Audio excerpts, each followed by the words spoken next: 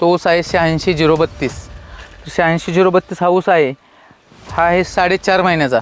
आणि या ऊसाच्या प्लॉटमध्ये जवळजवळ 15 ते 20 दिवस, बरोबर ना भोसले सर, 15 ते 20 दिवस पाणी साठून होतं. भरपूर पाऊस होता. पावसाने काही ऊस एक शिवडी आहेत, काय पुनर्लागवडी कराव्या लागल्या. पण ज्या ऊसात आज आपण उपाय त्याची उंची पाहू शकता शेतकरी मित्रांनो. आज आपण साधारण तुमची उंची किती भोसले सर?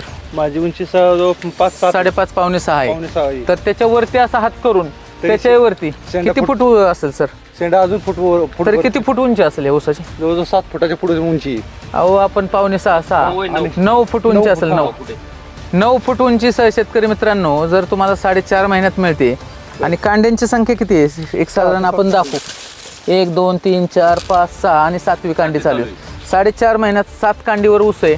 आणि ऊसाची उंची जवळजवळ 9 फूट आहे. म्हणजे राम ॲग्रोटेकचं ज्ञानशक्ती, बायोसमृद्धी, रूट मॅजिक आणि सरांनी एक स्प्रे घेतला होता पंपानी आणि नंतर पाणी आहे म्हणून 2 स्प्रे घेतले ड्रोननी.